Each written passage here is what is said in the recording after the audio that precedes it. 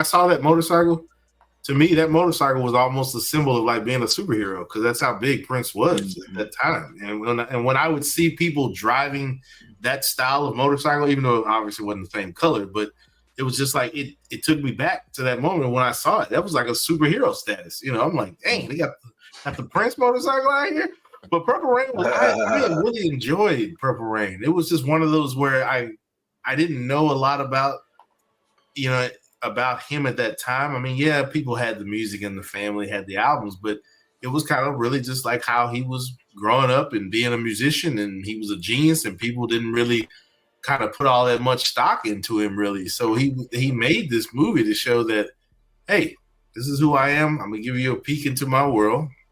I'm gonna make this music. But Purple Rain, man, it was such a big movie, and just seeing that cover art of him on the bike and in the outfit, and just seeing in the song When Doves Cry being that, the few others that were big on that album. But yeah, to me, Purple Rain was definitely it was almost like a superhero kind of movie, kind of thing. It was just like growing up and seeing that, it's like, man, Prince is killing it out here. Yeah. So A-Trap, we initially we shared one of the links, and I don't know if you watched that one, but that one was not good at all. And then the second one was the BBC, which had people in good eye, Mike. People that he knew, and people that were close to him, worked with him. So talk about the your initial thoughts. I'm not sure if you watched both of them or just one of them. Well, I watched the one that was, I think it was a BBC one. I mean, I watch documentaries from a different point of view. No pun intended. I watch documentaries from a different point of view, and the point of view I approach it is if I don't know anything if I didn't know anything about this person, how much did I learn? And I learned a lot on both links. I saw a lot that if I didn't know this guy, or if I'm my son age, BJ, Prince was not on is BJ 31 years old. He's not on his radar. Right. He knows of kind of like a Chubby Checker or Rick Barry. I mean, those kind of guys. I know them, but it wasn't like I was like, hey, put the Chubby Checker on, Mom. So I appreciated both, because if I didn't know this human, I got to know. Like Will said, this dude was a superhero, and I got to peek into why he was a superhero. So I appreciate that from that perspective. Yeah, absolutely. And then talk about Purple Rain and how huge that was. You remember when that came out? What was that like during that time? Purple Rain was, it was a different time in America. Totally. This is to use the terminology that Omar Gooding used. He said this was back when no matter what happened, when somebody black blew up, he didn't blow up. We blew up. And I remember, I'm from Chicago, and that's what Gene Siskel and what's my man name? Roger Ebert and Gene Siskel had in the movies, at the movies. And this became a phenomenon nationwide, and they trashed it. So black folks walk around America with rocks in their jaws till the movie came out. And the movie took off, and then they had to pretty much, we went and watched it again. We was wrong, And so it was like, gotcha, it was a us versus them kind of mentality. Yeah. So I really appreciated that aspect as well, because it was like, what? You didn't like the Prince movie? Because Prince, man, Wilps, thank you, Wilps. Yeah. Prince was a superhero. He wasn't okay, full disclosure. I'm not a Prince guy. I don't listen to Prince music. I appreciate it. But if I never heard another Prince song in my life, it'd be like, okay, I ain't gonna hear Prince no more. So, but I do respect this dude. Yeah. Him and Michael Jackson were unreal in popular culture. Put it like this, I shut up.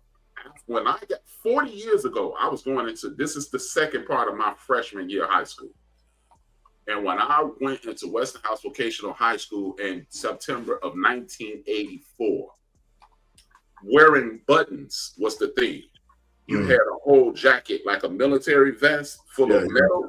Yeah. You had Cyndi Lauper, Michael Jackson, and Boy George, and all these people on your jacket. Yeah. It was like 8 or 9 guys that looked like Prince, and it was like 8 or 9 guys dressed and looking like Michael Jackson. So I understand why. Whereas this is not my lane, I'm looking over at the other lane, going, "Woo." You know, like if I'm a Mustang, I was looking over at hip hop was a Mustang at the time, but it might have been a Chevette.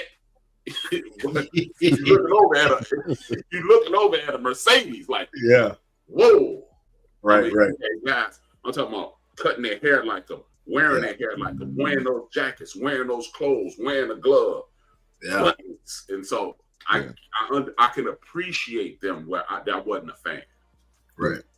Yeah, and having Chuck D on this to me was major, because he was like, this dude in Purple Rain, he said he was getting it. Like for him to say that, I think was major, because obviously that was not the beginning, but that was the early happenings of hip hop, and for him to say that was respect. So, and man, I would say that was the beginning of hip hop. Okay. Well, the very beginning is King Tut III and the Fatback Band. Okay, 1977, 78, that's what it was. But hip hop took off with Chuck D. Chuck D, Run DMC, the Fat Boys, Dr. Jekyll, Mr. Hyde, and that crew. So, hey, I would say you're right. That's what I kind of felt. I kind of got that vibe too. Like that became a Chuck D. Like it kind of took off after that. But yeah, man. I mean, Prince, Purple Rain. Yeah, it was superhero status for me. I agree. It was bigger than music, and like you said, A-Trap, him and MJ, man, just bigger than music. Any at any point in time. And this, we're gonna show a trailer for what we're gonna review next week, which the Thriller album and that impact. But yeah, you want to get to some more photos? Yeah, sure. All right. This was a cool piece of art, man. He had there's an artist that took a drum set and kind of did the whole, what are those Asian doll sets that one inside of another, inside of another, inside of another. I can't remember what they're called, but it was similar. It was done similarly to this, to where they took the largest drum and put a smaller snare in it, and then they had a smaller tom in it, and et cetera, et cetera. And that's hanging up with this purple light shining through it, hanging up in one of the rooms, It looks like a chandelier. Yeah. It's like a drum chandelier. Yeah, it's a fascinating piece of art, for sure. This is a shot from that's that same stage room, or that concert room that I was talking about, the sheer size of it. That's like on one side of it, just another. I think he probably had, I think I counted 4 to 6 purple pianos. That sleek one that we saw earlier was my favorite. It's that deep dark purple, but this is another one. And as you can see, the skirting, and I mean, it's purple everywhere, man. If you're not a purple fan, which I am, it's one of my favorite colors. It's purple everywhere. The carpet purple, everything. Mm-hmm. This is another one of those rooms that he would do.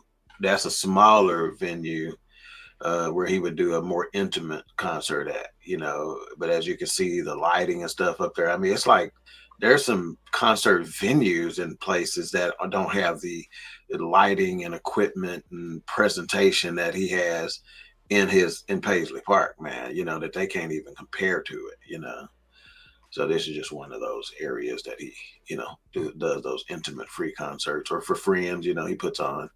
And then a later picture, I think they'll show, some table and chairs set up and stuff like that. So you can kind of see an opposite view of that room.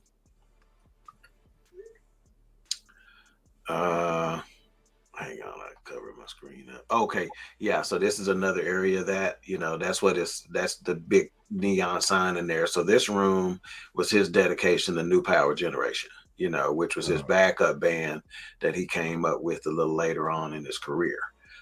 So that particular venue, it's all about NPG stuff. That's the NPG stuff is everywhere in that room. So that's what that's about. And when you talk about him and his band and the choreography, and he did everything, every piece of it He did, and I don't think people.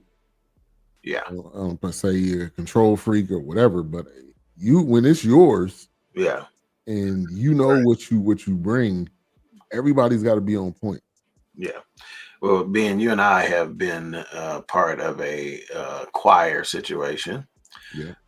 Where the director was in control. Yeah. And I dare say that we performed accordingly. So they say the same thing about Michael Jackson. He was in control. And I think the greatest artists, there's something in them that they got to have it a certain way. James Brown, technically speaking, his musicians, man, they say were the most technically sound musicians out there, man. And if you didn't do it right, he was gonna check you on it. Yeah, and they say hit me. If you don't hit him right then, that's a like I said at the beginning of the show. I told you to hit me, and your ass didn't. Yeah, man, that hit me. Yeah, matter of fact, I think I saw something on James Brown. It was just real. I don't know what it was, but they talk about that reason he said hit me, because if you're not paying attention, he's taking $1 out of your paycheck that week, right? Because you didn't hit him. Yeah.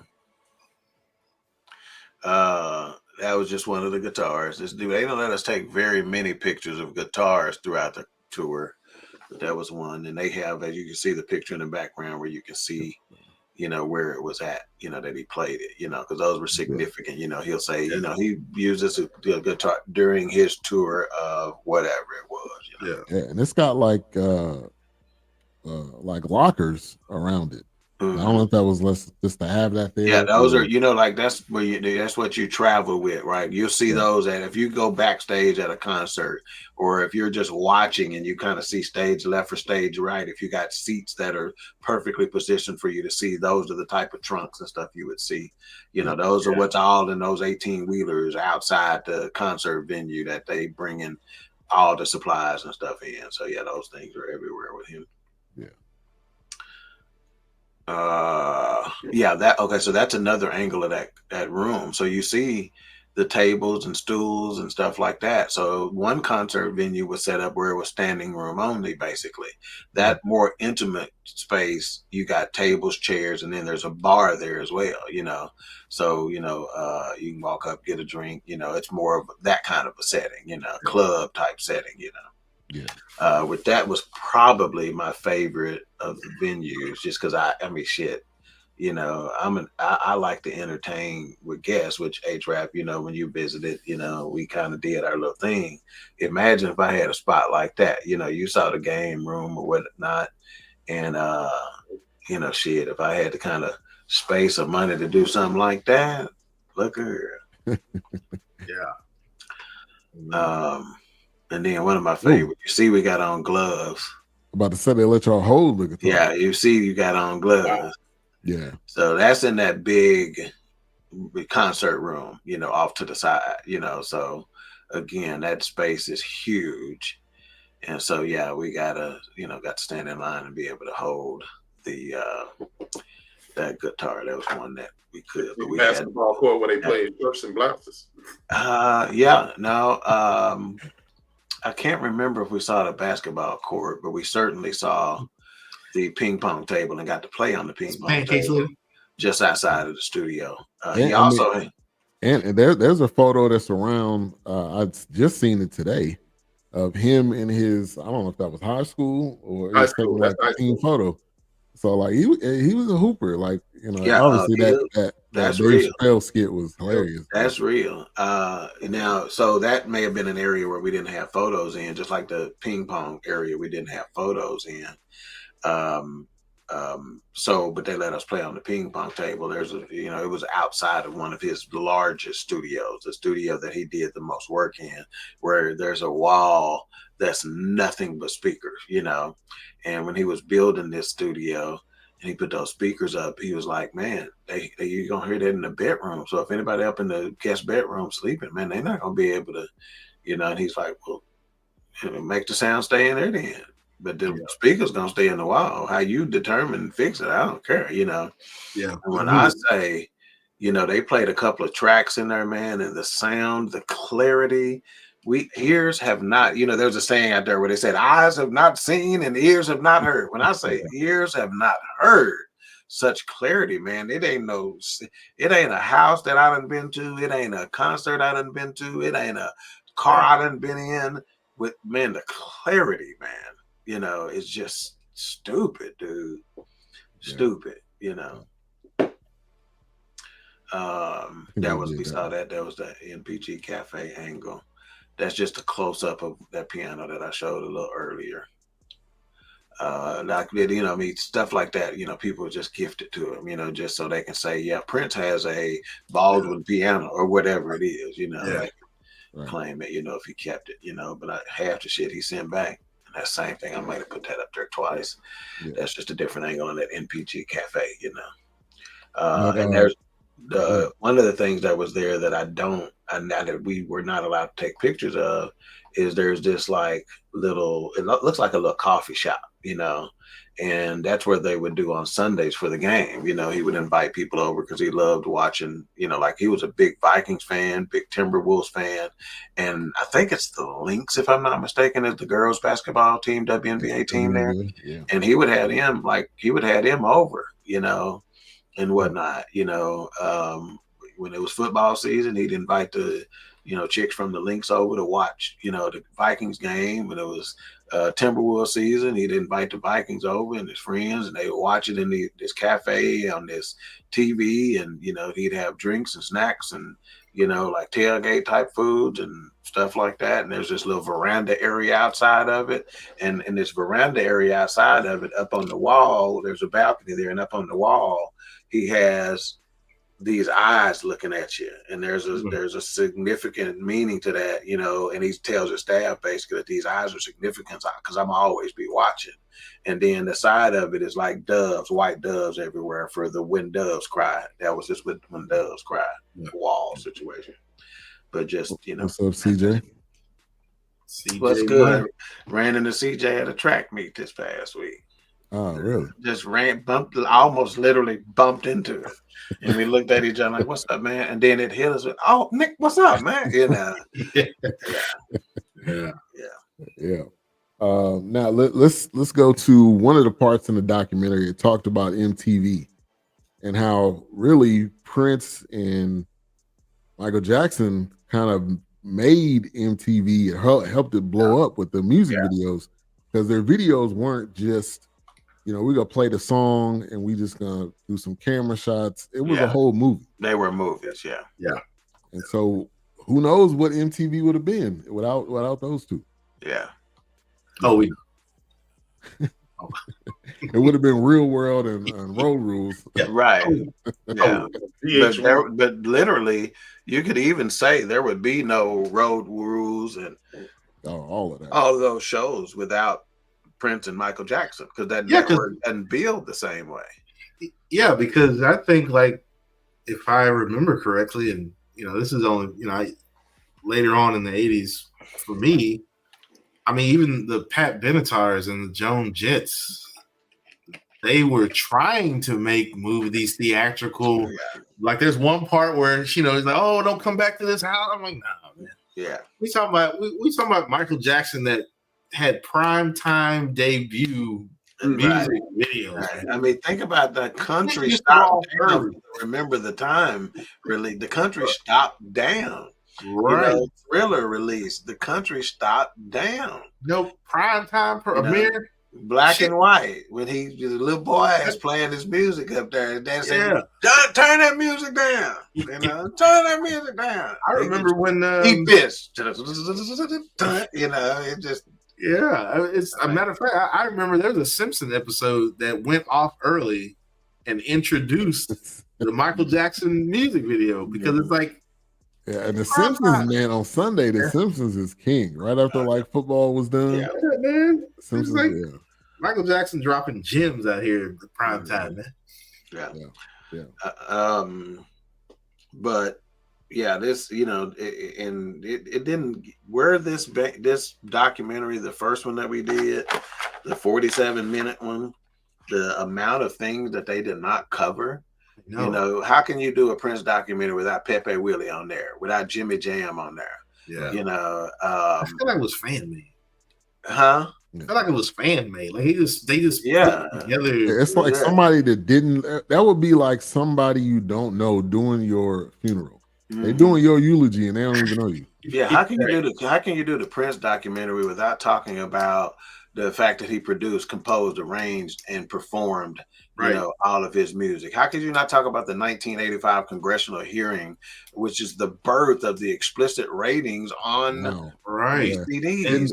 Did not know that. I mean, like to this day, every rap album with everything with something on it, that label came from him. Yeah, you think Karen was just invented about a decade ago or however long it was been? No, Karen was there because she bought a Prince album for her 11-year-old son and played him Darling Nikki. And the boy wet his pants. Karen. You hear what I'm saying? Karen, this is for you. I'll go get your wife, man. Yeah. Get your wife, man. Yeah. Why would you? He half naked on the cover. And you could say, "Yeah, here, Becky, you could listen to this." Like you should slap yourself. What about his first band, Grand Central? Did y'all realize that he was in a band called Grand Central as a front man before he went solo or whatever? I didn't know that was the first band. I always just felt like it was. I mean, I didn't know the order of it, so yeah, I didn't realize that. Another thing that I don't know if either one of them went to is that who he used to front for on tours and stuff like that, and how, you know, they were, you know, performers and they were going, you know, no, it was actually Usher touring with him, if I'm not mistaken. I can't remember exactly the order of it, but either way, you know, they were arguing about, you know, basically intellectual property based on how you perform, you know, and some of the sounds you make that are not in your song. Like what Michael Jackson does, is that intellectual property? If somebody else does it, you know, our community gonna look at you like, nigga, that ain't even yours. You know, it's almost like a comedian stealing a joke. You know what I'm saying? Yeah. It's like, that's not yours, that's Mike's. Right. You know, so if Usher's sitting there dancing and did he do that? No, bro, that ain't yours, man. You know. Yeah. So so they didn't, you know, and matter of fact, the stylistic changes. This is one of the things that Prince is famous for: stylistic changes within a song. There are artists who don't do a stylistic change within an album, let alone within a song, you know, on the fly. Yeah. Great. So when they talked about Purple Rain and they said When Doves Cry, that was his first. But that wasn't his first international hit. But that opened up the movie. But The Most Beautiful Girl in the World, that was his first UK hit, and that was, I don't know what year that was, but he was making music for quite some time. So that's amazing that was his first UK. It was like late 90s. I feel like 98. Yeah. He went a minute. He had dropped at least 2 albums before, you know, he kind of hit the scene, you know. Yeah. To where everybody knew him. You know, they were looking at him like he was Terrence Trent D'Arby or somebody first. You know. And then they had to start paying attention, you know. Yeah. I forgot about Batman. Oh man, legendary. When he did that.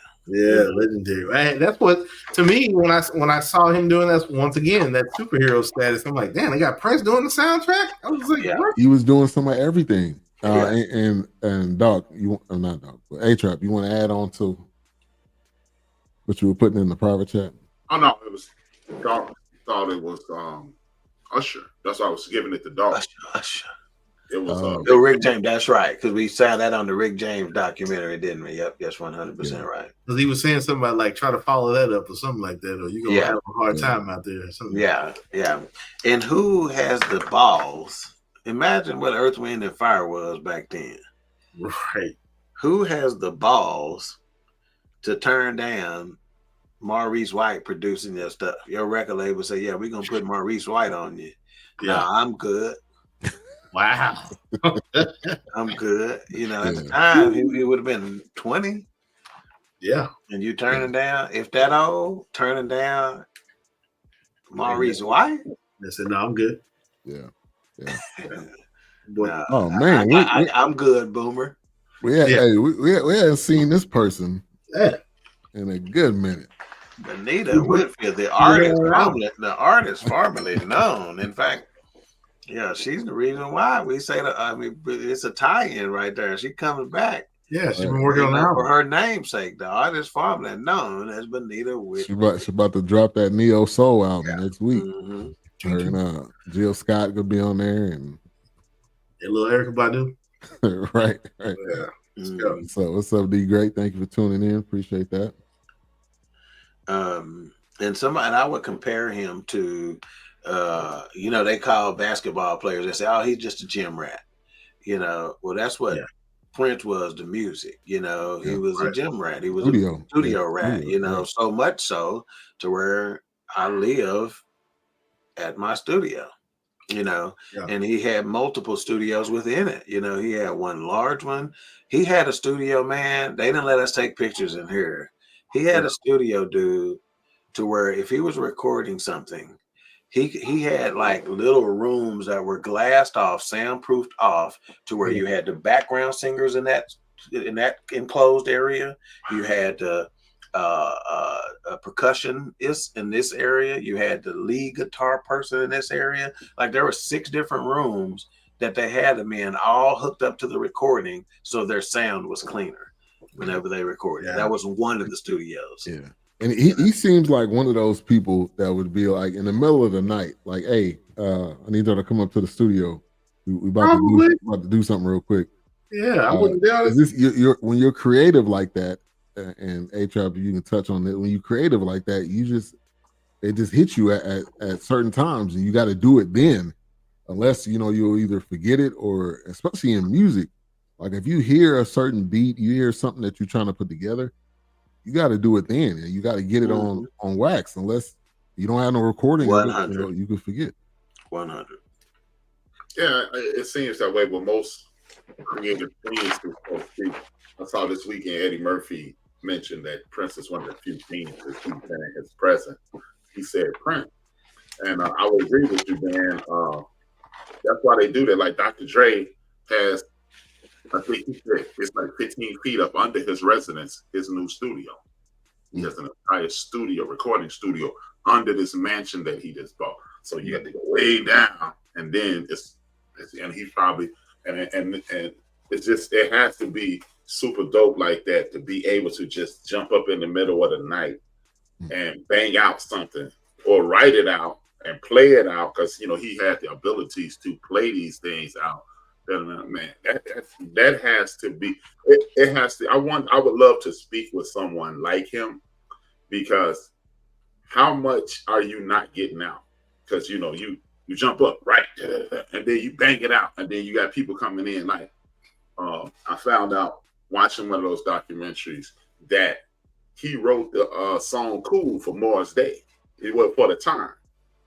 Honey, HGC, ain't nobody bad. I'm just cool. And he told him, just be cool. And he even told him how to act in the video. And at this time, Morris Day was the epitome of cool. And to find out, Morris Day was getting instruction from another dude who was cool. It's cooler. Right. Cooler. Right. So it was awesome, man. I mean, finding out. That's why I like documentaries, because even when they're done poorly, you are going to stumble upon something that you didn't know about. Yeah. CJ says, very bold move, but that's also a testament to him wanting to do things his way and believe in himself. He bet on himself from the beginning. Like he playing all the instruments. That they could have been like, nah, this is whack. You don't know what you're doing. But he was like, I'm gonna make it my way or no way. That's how he made his career. On the longer doc, there was a record executive talking about when they gave him his first recording of Prince's music. They were like, I think he was only at 18 or 19 at the time, where he did the let's see what my notes said on it. He did the music on it, where he played all the instruments. He did all the background vocals on it. And he sang, at 17, he wrote everything on the track, played everything on the track, and sang everything on the track. So that means all the instruments, he laid them down, you know, and he still had the ability. That's one of his studios. The equipment that he chose was based on the ability to be able to do that, you know. And he would literally go in and say, okay, I'm going to go lay down background vocals over here, you know, on this particular song, you know, that I'm composing or whatever. And then he'd go say, okay, now I'm going to go lay down the percussion track, you know. Yeah, just amazing. And then when the Warner battle and back and forth, Warner, you know, that was before his time with that. You see the police? I wasn't doing that Warner time, so I don't know. But I don't think there was a lot of artists that were like, challenging, you raping us, and I'm gonna completely change my name so you can't use it, right? And now, you know, you have artists, you know, to this day. And he is on the cutting edge of people being able to get around not having their masters. They re-record them. Right. I mean, I'm talking about some artists who have been around as recently as Taylor Swift. Yeah. You know, re-recording songs to be able to, to be like, okay, now I own it. I didn't own that, but I own this, you know. And he was like, I don't even own the name Prince, which is why I'm stopping it, you know. Right. And then once they let him out of his contract, the first album that he made after that, he gave Prince himself some like songwriting credits or producer credits or whatever, which is the first time he had used his original name in years, you know. Yeah. And you had the record executive, I think that was his former manager or record executive, was like, man, all that Warner's done for you and all the freedom that they gave you, and that's the record executive talking. Like, but you're not the one that that's putting his blood, sweat, and tears into his music and knows what his music is. Yeah. If you're the record executive, you don't fully know. Yeah, I think it was Tavis Smiley that he did an interview with. If you should watch that interview for sure. You know, that's where he talked about it. They showed a clip of it in one of these. Yeah, but I'm like him. To hit scoreboard, all you gotta do is just say scoreboard. There's 100 million albums sold. You know, which is a gargantuan number. You know. Yeah. Just look at the scoreboard.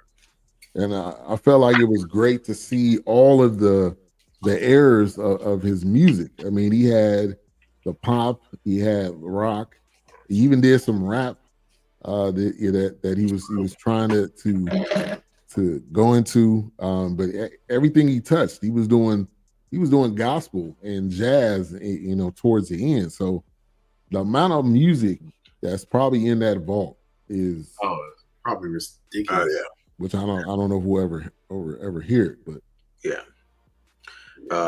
but yeah, the contributions to music, film, and fashion, you know. Right. I mean, you're talking about Purple Rain, Under the Cherry Moon,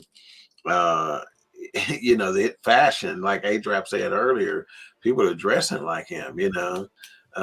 These bodysuits, and when I say they are tiny, tiny, tiny, tiny, you know, like, you know, hell, I don't know if my little niece can fit in some of these, you know, they so tiny, you know, his shoes, you know, which are virtually high heels, you know, and dancing in them. I mean, when you see him and you think about the dancing that he did, and you're like, damn, this dude is dancing in a 4-inch heel, you know, but he's having them designed based on the fact he's like, hey man, I got to be sturdy.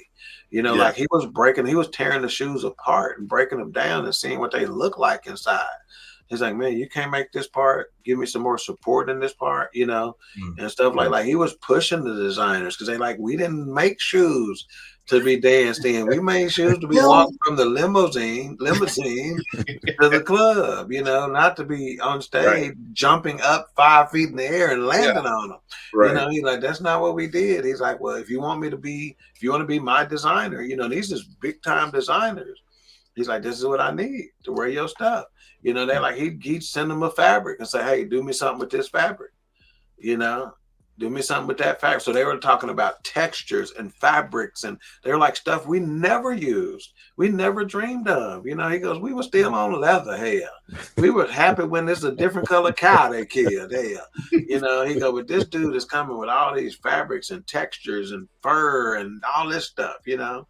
Yeah. And so he pushed the limit, on them, and they were talking about how much they had to go through to even be commissioned to do shoes for him. He didn't just walk in and say, "Hey, I need this." They were like, it was a long interview process. We had to walk through our entire warehouse and assembly line and our, to show them machinery and show how we got from point A to point B. And he goes, and not only did they have to be sturdy, they had to be comfortable. He says, so they changed the thought process on how they even made shoes. He goes, so now as a result, now there's these millions of women that got much more comfortable heels because Prince needed them. So he changed our philosophy on how we, design shoes. Yeah. Thank you for tuning in, Doretha. Doretha. That was like an album color. Maybe you and Minnie Riperton put out an album at the same year, didn't you? Patrice Rushen. Back down memory lane. I saw a photograph. Thank you. That's all I want to do. Thank you, and all this at 5'3". Right. Yeah. Killing it. Yeah. Did y'all say rest in peace to Roberta Flack? I did. She did not. But not here today, but not live. But yeah. Wow. Just had a birthday. Wow. Yep. You know what, Ben? You mentioned how he touched all forms of music. It's this MC. He passed away 2 years ago. His name is MF Doom, and MF Doom stole Prince's style, so to speak. Doom used to book a show in Los Angeles, and he would book a show in Florida, and he would send a double to the show. And then he had like 8 different. He had Doom, he had Dr. Gorgon. He had about 5 different people that that was him, and he was just like, okay, since y'all don't want to give me the money, I'm gonna make an album in Doom, the Mad Villain, and he did it. So he took Prince thing and said, "Oh, you can do that," and ran with it. Did this first documentary even talk about Minnesota at all? No. It went from his death to just general information. How can you talk about Prince without talking about Minnesota when that was a part of it for him? He's like, I stay in Minnesota because it's so cold to keep all the bad people out. And keep the bad people out and keep me in the studio. Yeah. They just talked about a quick we're at Paisley Park, we're gathered here. They didn't really talk about the city as a whole. They had one lady talk about, he was, he was like a family to us. He was like a family, but then it was like you didn't talk about just Minnesota in general. Yeah. You didn't talk about what he did or established there. So it was just kind of like, oh, okay, but yeah. And then you talk about he likes McDonald's. Okay. What about it? What did he do? Like the most random, Did he get the 10-piece nugget? Yeah. What did he get? Big Mac, what did he like? Did he like the quarter pounder with cheese, no onions, extra with Mac sauce on it? Shit, what did he get? Yeah, did he like the McFlurry? Hell, I don't know. What did he like? Purple Big Mac? I don't know. Help me out. This was more of like a tabloid documentary because then it went into his drug use. Went into allegedly and what he was taking, and so this was like a tabloid documentary that somebody put together. Mm-hmm. Should have gave it 2 thumbs down. Yeah, talking about save shots and Narcan and other stuff. Yeah, they should call that man a male. He's like a male predator. I'm like, what, lady? You just call it. I was like, oh no, a disgrace. It was that show. She was a show analyst or whoever she was, but I felt like they just analyzed each video. I felt like they didn't really talk about him. I just felt like they were just talking about a video. It was like a summary. It was like somebody typed a paragraph. Yeah. They just read through the paragraph and just put And you can do 30 minutes on the type of women he liked. His wife at the time, they showed him walking with her a lot. And show Apollonia, Vanity 6. You say, the Negro got a type, don't he? Let's talk about this. Yeah, I was like, man, they kept looping the same thing. I'm like, how many times y'all gonna keep showing this? Right. All right, so let's do preview a trailer for next week, which is Thriller 40, and then we'll be right back. There are two things in the music business: before Thriller and after Thriller. Thriller set the standard of what it was to be a megastar. Michael had such a clear vision of what he wanted. He was determined to change the way he was perceived. I came in angry. He was a perfectionist. I wanted the best. I look in the mirror and I say biggest selling album of all time. The greatest singers do what the music tells them to do. Everybody waiting to see the next big Michael Jackson album. As a matter of fact, I asked what Mama Say, Mama Sa, Mama Kusa meant. Or it don't mean nothing, just sing it. He had the ambition to become the biggest star in the world, and he did it. You could feel the excitement in the room, knowing that we were doing something special. There was a sense of culture. It felt like he's rocking with us. We can dance to his music. He saw value in street culture, popping, locking. No one had ever put those elements together. Nobody's seen the moonwalk coming. He just laid a bomb on that room. Billie Jean stepping on the pavement. It was about making the magic. Like a musical, damn near. He wanted to go out and tour for Thriller, but Joseph Jackson had other ideas. It's the ultimate blueprint to modern pop music. It's probably everything that I ever loved in one. Michael's gone from being a pop star to a phenomenon. If Thriller came out today, it would still be the greatest album ever made.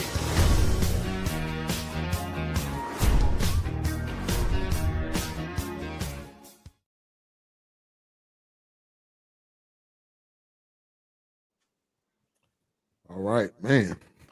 Definitely looking forward to that one next week. And Yeah, so just John those- Landis Just directed. those 3 minutes is shit. Yeah. They show you how to do a documentary. Yeah. Yeah. I don't know what the other stuff was. Yeah, no. Yeah, real quick. See, this movie also introduced me to horror movies because my cousin tortured me with To my horror movies. Yes, because I was scared to shit of that Thriller movie. That laugh. Appreciate I was you. scared as shit. But Vincent then, Price. but then I just started it was like my breakthrough into horror movies. Now I watch horror movies, and then she wonders why I'm in the. I was like, because you tortured me as a kid with this damn video. It's like shit. But that damn laugh. Hey, H-Rap, I got a question. A series is canceled. I Who can keep the average down to high pass? I rewatched. Oh my gosh. I rewatched Vampire in Brooklyn. And as I'm watching it, did I get some Thriller aspect from this movie? Yeah, man. What is Vampire in Brooklyn on? It's on Paramount. Paramount. Yeah, they got a lot of Eddie Murphy on Paramount. Hey, yeah. man, Eddie Paramount was Well, because most of the movies were under Paramount back in the day. It was on Paramount. Yeah. I'm watching this and I'm like, man, I'm getting some Thriller vibes. Yeah, man. Eddie, he do a documentary on Eddie, man. That's the thing. Man. Do it now, man, before something goes wrong. Shout out to Poetic. Thank you for tuning in. Thriller scared me too. Was like 3 or 4 when I first saw the video. Was scared of cemetery that night. Thank you. Yeah, hey, but that was made. That was motion picture. Oh, absolutely. A movie within a movie. John Landis, who did Coming to America. What he also did he do Trading? He did Trading Places. And they started out as a writer on SNL. Yeah. Oh, really? Yeah. Oh, that's yeah. Name synonymous with SNL, John Landis. Yeah, man. But no disrespect, but let's get back to Prince. This is his freaking show. Shit, we didn't even like it that much. We didn't like the documentary. We love Prince. Oh, we love Prince, but yeah. Because you can't get out of here without talking about the Super Bowl halftime show. Yeah. Which is one of the greatest of all time, most memorable. the fact that it's raining, right, with purple, neon lights coming through it, shining through it when you sing in Purple Rain, right. Yeah. It's like, and how nobody didn't slip, because that surface was slick. I'm like, nobody didn't fall. Like, it's wet up there, man. They dancing in heels. I was like, yeah. And I don't know if y'all watched the Rock and Roll Hall of Fame induction, where he's playing with some of the guys from the Beatles and a couple other guys playing While My Guitar Gently Weeps. Now, While My Guitar Gently Weeps, if you're a phenomenal guitar player, you're going to know how to play that song. It's like it's a standard in terms of that. And when I say, no offense to my white family out there, but when I say it's like he was on a mission, like I'm going to show these white boys right quick. They was on stage when they were doing it. There was another documentary that talked about this, or a video, YouTube video, where some of the cast that was on stage, they were like, we was over there trying to play our shit, looking like this motherfucker is killing this, Yeah. And that was the first time he threw the guitar up and it didn't come back down. But they say if you watch closely, you can see he peek up to make sure these motherfuckers caught this out. It ain't coming back down. But I promise you, if you are a fan of guitar, you watch his Hall of Fame induction, While My Guitar Gently Weeps. You play that and tell me if you don't have chills and goosebumps all over. Yeah. It's a good one. Man. Yeah, it's a good one. Yeah, he's still underrated as when you think about Prince, you talk about a lot of stuff, and there are still some people who don't give him the proper guitar credit that he deserves. He is not on most people's list. Yeah, man. I can't believe it. You just that alone. You think of everything he's the performer as a whole. Yeah, but that don't take away from his the instruments that he played and how he played. Yeah, but those cats that was on stage when he was playing that, I promise you that he on their radar. Right. Because they were like saying they were distracted. They were trying to keep up with what they were doing because they wanted to stop and just watch this cat over here, man. Yeah, man, he was killing it. I happened to stumble upon that video. Like, I didn't even know that video had existed. Mm-hmm. And I've seen it like years ago. And I was just like, man, jeez. It was like he destroyed that solo. I mean, and he was still, up until his death, he was still making music. I mean, he was dropping. One of the guys was saying he would drop like a 3 or 4 disc album, and the guy's like, we don't even have time to listen to all the songs. Yeah, he dropped back in what was it? One he dropped in the 80s. It was a 2 disc. It was like 3 hours. Yeah, and he even during closer to when he passed, he was still dropping music. 3 and 4 disc sets and just albums on albums. Man, 3 and 4 what's disc? Say that real slow, man, and enunciate. Sound that shit out, man.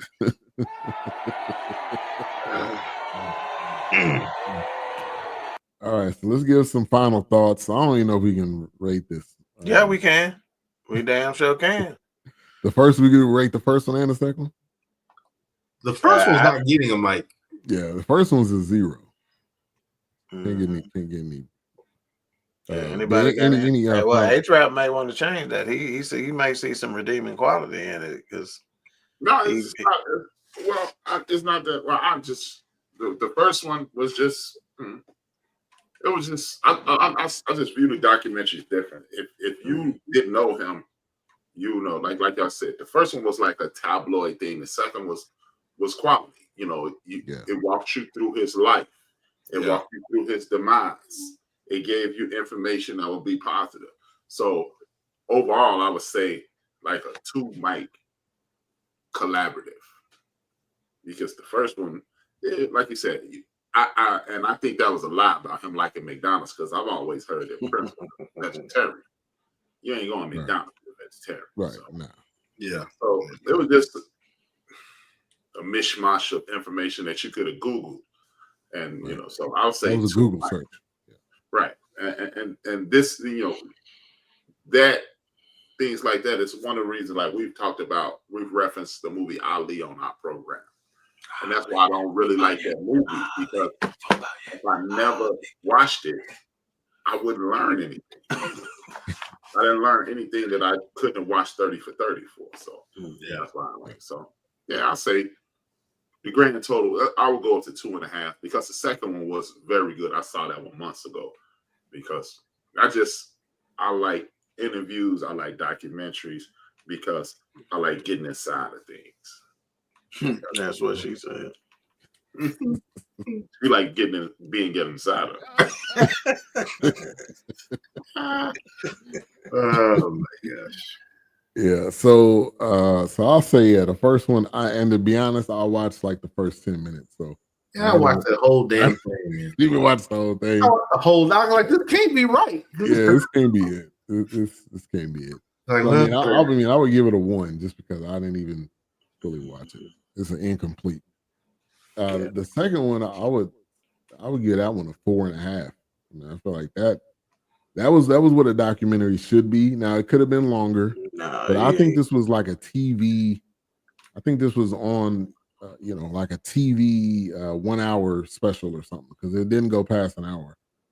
Obviously, you could do 10 parts on Prince. So, but I felt like for how they did it, who was interviewed, people that was in his band, people that were his friends, like it wasn't just random people trying to talk about Prince. So. All right. Wilkes. Well, the first one definitely, I don't know what I was watching. I'll have to give that 0 mics. I was confused, but yes, I see A-Trap's point in that. The second one, okay, it kind of brought up the rear a little bit. I'll give that 2 mics. I'll give it 2 mics. Yeah, 0 and a 2. I give it 2 mics because it was like, okay, if BBC's doing it or if CNN did it, probably CNN maybe would have, but with BBC doing it, okay, you got some people in there that were in the band or people that were working with him, so I kind of give you the graces on that one. So yeah. But you should not have a Prince Rogers Nelson. You shouldn't have. He got a hit on that. He might. You shouldn't. No, that shouldn't be he must have gave them the authorization to do it because he was still alive. Yeah, had Paisley, like Paisley Industries or something at the bottom right. So he was giving them. He was giving them all the footage. Now I don't know. Maybe CNN approached him and he was like, "No, I'm good." But yeah, I don't know. But I think this just, somebody needs to do it. I think it's gonna happen, but it needs to be like we always talk about, multiple parts because this you can't fit Prince in an hour. Right. Can't do it. All right, Doc. Yeah, I'm with Wilkes. It was 0 and a 2.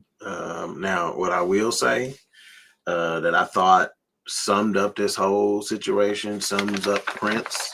If you want to know who he is at his core, that quote, "Give me my art and I'll give you my life," was just strong because that's exactly what he did. Yeah. The Lord Jehovah, because he's a Jehovah's Witness, gave him his art, and he gave us his life because his life wasn't his own. Right. He gave it for his art. Right. All right. So thank everybody for tuning in. Give me my chocolate chip cookies with pecan. And owl. Yeah, we can discuss it.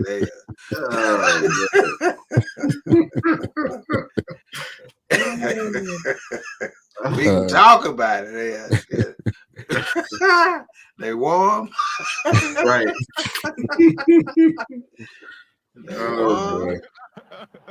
And we appreciate the people tuning in and giving us the thumbs up and the likes. Nathan, good meeting you at Super Bowl. Chris Bass, and then White. How low can you go? Death Row. What about Leah Dawkins in the building as well. Man, sorry. Thank you. All right, so next week, Thriller 40. Hang on. Leah Dawkins, wifey, you a like is all we get. A like. Hey, maybe she's private like Prince. like. You need to fix that. Might as well promote the following too, man, with the slide. Oh yeah. We want to do Sly after Thriller. Yeah, man. Yeah. And which he was mentioned. Was he mentioned in one of these? Right. The second one. Yeah, he's a big influence on Prince. Yeah. Sly, and then let's do Purple Rain. They said it was. He said it's like Sly and Family Stone met somebody or something like that. Yeah, they his name was brought up, but like you said, they tried. I felt like when we were doing that Luther one, did that slide just drop? Because I didn't see that before. No, the slide dropped Valentine's Day. Was that Friday? Oh, okay. I'm like, man, this kind of because they've been promoted. And I was like, man, this really just came out. And he was in something we did, the Black Woodstock. He was in that. Is it a spinoff from that? Because they just barely touched on Same that. person did it. Questlove did it, but okay. Oh, okay. Yeah, because they said it was the follow-up to Summer of Soul. Okay. You know, that's how they described it in the like description of what it was, and his follow-up to Summer of Soul. So it must be the next documentary he did right after that. Yeah. Shout out to Questlove. All right. So what was on the end of the bench today? I want to talk about how we can build a community. First and foremost, we must step away from this concept of, and it sounds harsh, but we must follow the blueprint that has been set out in front of us. We must step away from the integration first, then we must lay our foundation. It's like, I can't help you and Erica if my house is in shambles. Right. And then create foundations, and then communications, infrastructure of communication, infrastructure of building, infrastructure of technology, infrastructure of banking, and things of that nature. And then once we get that together, then we can go, okay, and now we can partner with other communities, because, like, for example, around the country right now, everybody's complaining about the price of eggs. Do you know how cheap in a traditional sense a acre of land is? Acre of land is almost nothing.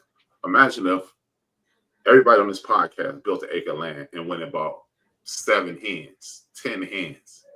You could feed your community with eggs, and that's the savings. Then that's an enhancing of you, and we must start thinking like that.